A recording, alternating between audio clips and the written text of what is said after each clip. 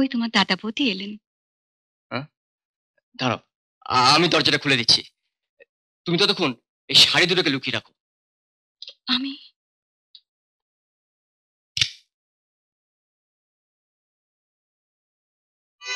তুই কখন এলি? কিছুক্ষণ আগে। তোর বৌদি? হ্যাঁ, বাবার বৌমা?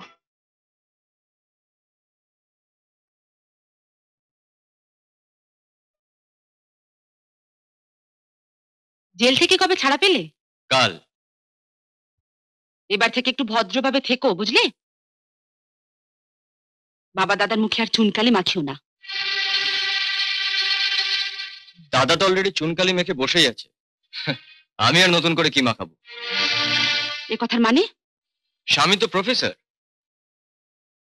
মানেটা এক ফাঁকে ওর কাছ থেকে জিজ্ঞেস করে নিও। অরিজিৎ,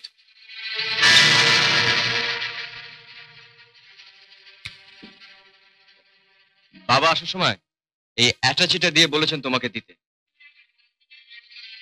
কি আছে এতে? জানি না, দেখে নাও।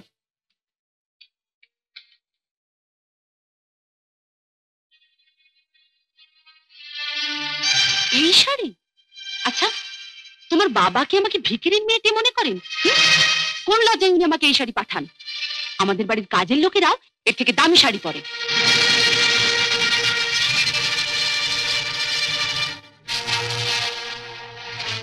এটা কি?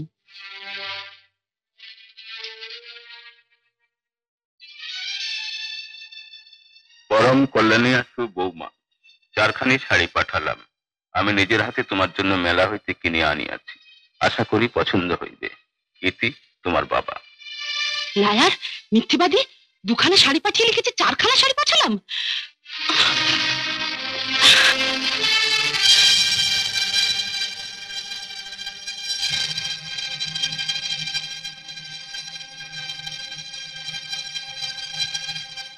দিদি, ওনার বাবা ঠিকই লিখেছেন। উনি আপনার জন্য 4টে শাড়ি পাঠিয়েছেন। অরিজিৎ যখন খাচ্ছিল, আমি তখন অ্যাটাচি খুলে শাড়িগুলো দেখছিলাম। এমন সময় আপনারা চলে এলেন। ও তাড়াহুড়োতে শাড়িগুলো ফেলে রেখে এসেছিল। ও ফেলে এসেছিল না তুমি সরিয়ে রেখেছিলেন? অ্যাটাচিতে যে একটা চিঠি আছে সেটা বোধহয় দেখতে পাওনি।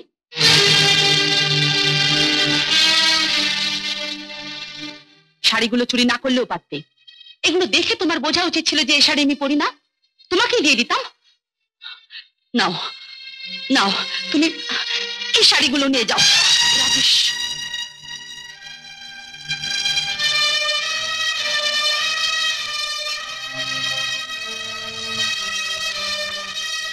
বৌদি,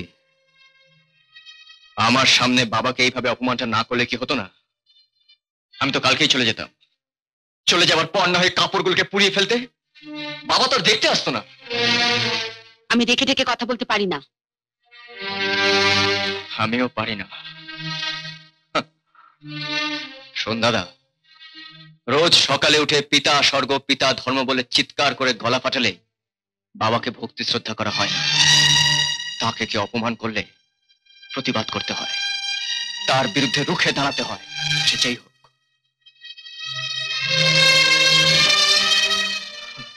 আমি তো তোর মতন পিতৃভক্ত নই। তবে আমার স্ত্রী যদি আমার সামনে বাবাকে এইভাবে অপমান করত, তাহলে তাকে ছুরি মারার অপরাধে হয়তো আমাকে দ্বিতীয়বার জেলে যেতে হতো।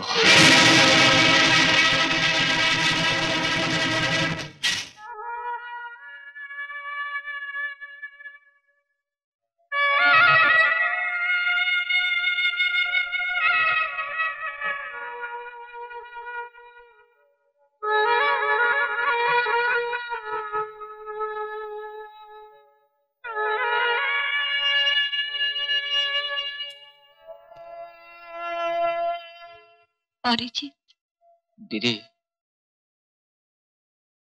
যখন আমি বুঝতে শিখিনি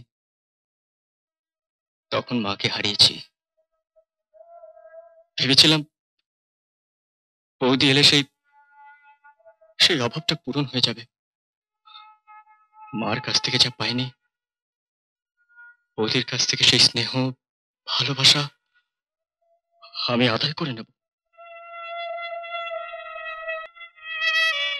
এখন মনে হচ্ছে এর থেকে যদি জেলেই থাকতাম ভালো হতো। তুমি জেলে গেলে কেন? গেলাম কেন?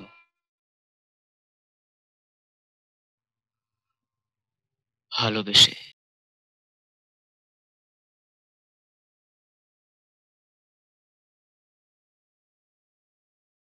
হরিহর, ওই মনোজিৎ মাস্টারের বখাটে ছেলেটার সঙ্গে কি রিঙ্কু এখনো মেলামেশা করছে? করছে হুজুর, তার বেশি দিন করতে পারবে না। যাখানা মতলব আমি থামড়েছি, ছেলের বাপই ছেলেকে থামাবে, আর রিঙ্কু আমার টেটটিও পাবে না। আপনার এক ঠেলে দুই পাখি। কি মতলব?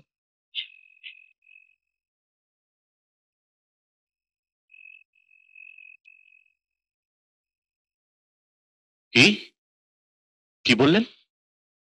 আমার ছেলে টাকার লোভে আপনার মেয়ের সঙ্গে মেলামেশা করছে? তাছাড়া আর কি? আজ যাই হোক, একটা স্কুল মাস্টারের বখাটে ছেলের সঙ্গে আমি আমার মেয়ের বিয়ে দেবো না। টাকার লোভেই তো জেনে শুনে আপনার ছেলেকে আমার মেয়ের সঙ্গে মিশতে দিয়েছেন। আমি টাকার লোভে? 100 বার। টাকার দরকার হলে আমার বাড়ি যাবেন, 2-5 হাজার এমনি দিয়ে দেবো, কিন্তু শয়তানি করে আমার মাথা হেট করবেন না। শুনুন,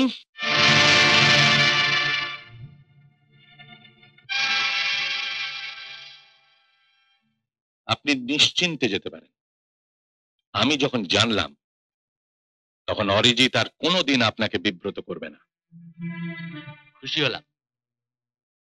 তারপর আমার বাড়িতে এসে ভিক্ষের টাকাটাও নিয়ে যাবেন।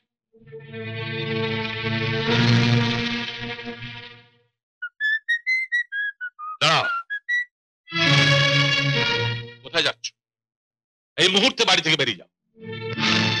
এতদিন জানতাম একটা গুন্ডাকে আমি খাইয়ে পরিয়ে মানুষ করেছি, আজকে জানলাম শুধু গুন্ডাই নয়, একটা লম্পট। বাবা, চুপ করো। রমেন বাবুর মেয়ে রিঙ্কুর সঙ্গে তোর কি সম্পর্ক? টাকা? খুব টাকা চিনেছো না? আমার ছেলে হয়ে টাকার লোভে তুমি বড় লোকের মেয়ের সঙ্গে মেলামেশা করছো। মিথ্যে কথা। কে বললে? মিথ্যে কথা? তার মানে তুমি অন্যায় করনি? না, বরং টাকা ওরাই দিতে চাইছিল, আমি ফেরত দিয়ে দিয়েছি। যে মানুষটা কোনোদিন কারো কাছে একটা পয়সা হাত পেতে নেয়নি, আজ তাকে বলে গেল বাড়ি গিয়ে ভিক্ষে নিয়ে আসতে।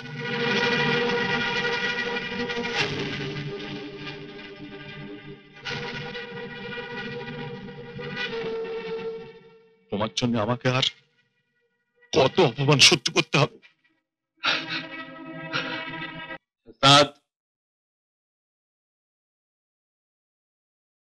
पैसा लाए हो? হ্যাঁ। कितना है? রাবা 10, আগাম এই 5 বাবা। খেল শেষ হলে বাকিটা।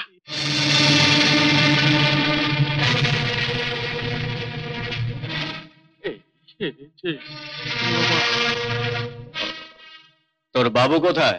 আরে আমার বাবাকে টাকার গরম আরে ভিক্ষে